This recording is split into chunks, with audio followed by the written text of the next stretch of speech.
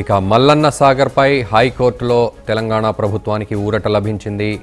123 జీవోపై single bench ఇచ్చిన తీర్పుపై division bench stay ఇచ్చింది. విచారణ గురువారానికి వాయిదా వేసింది.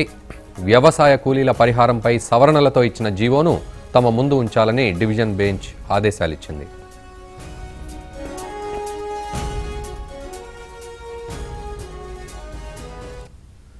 ఇక ఇదే అంశంపై మరింత సమాచారం మా చీఫ్ న్యూస్ కోఆర్డినేటర్ కేఎస్ అందిస్తారు. కేఎస్, చెప్పండి. ఇటు సింగిల్ బెంచ్ తీర్పుపై హైకోర్టు డివిజన్ బెంచ్ మధ్యంతర ఉత్తర్వులు జారీ చేసినట్లు తెలుస్తోంది. ఇటు తెలంగాణ ప్రభుత్వానికి ఊరట లభించినట్లుగా తెలుస్తోంది. పూర్తి అప్డేట్స్. రఘు, హైకోర్టులో తెలంగాణ ప్రభుత్వానికి ఊరట లభించింది. భూసేకరణ జీవో 123 రద్దు అంశంలో రాష్ట్ర ప్రభుత్వం అప్పీల్ పైన కొద్దిసేపటి క్రితమే హైకోర్టులో విచారణ జరిగింది. ఇరు వర్గాల వాదనలు విన్న తర్వాత హైకోర్టు ధర్మాసనం తీర్పు వెలువరించింది. నిర్వాసితులు, రైతు కూలీలు, చేతి వృత్తుల వారికి ప్రయోజనాలు కల్పిస్తామని దీనిపై జీవో అంటే 123 జీవోలు కాకుండా ప్రత్యేకించి ఇంకొక జీవో జారీ చేస్తామని చెప్పేసి తెలంగాణ ప్రభుత్వం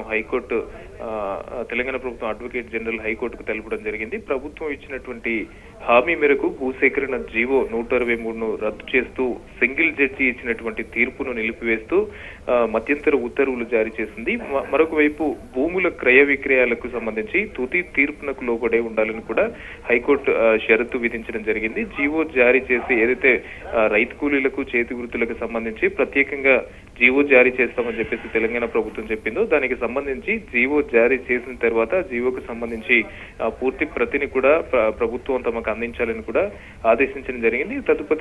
తదుపరి విచారణ కూడా అంటే ఎల్లుండికి వాయిదా వేయడం జరిగింది. అయితే ఇప్పటికే ప్రభుత్వం ఏదైతే మల్లన్న సాగర్ ప్రాజెక్టుకు సంబంధించి భూసేకరణ ప్రక్రియను కూడా వేగవంతం చేస్తున్న సమయంలో 2013 భూసేకరణ చట్టం ప్రకారమే జరగాలని చెప్పేసి సింగిల్ జడ్జి ఇచ్చినటువంటి తీర్పును ఆ తీర్పును నిలిపివేయడం జరిగింది. దీంతో మల్లన్న సాగర్ ప్రాజెక్టుకు సంబంధించి కాస్త ప్రభుత్వానికి నిజంగా ఊరట అని చెప్పాలి. అయితే మరొక వైపు అంటే ప్రభుత్వం ఇప్పటికే ఇటు రైతులతో కానీ మరొక వైపు అంటే మిగతా పార్టీలందరితో కానీ సంప్రదింపులు జరుపుతుంది. ప్రభుత్వం అంటే చట్టానికి లోబడే మల్లన్న సాగర్ ప్రాజెక్టుకు సంబంధించి భూసేకరణ చేస్తున్నామే కానీ రైతుల దగ్గర నుంచి ఎట్టి పరిస్థితులు రైతులకు అన్యాయం చేయమని కూడా ప్రభుత్వం చెప్పడం జరుగుతుంది. దీనిపై ఫర్దర్ గా ఏం జరుగుతుంది అనేది చూడాలి. Raghu, thank you very much KS.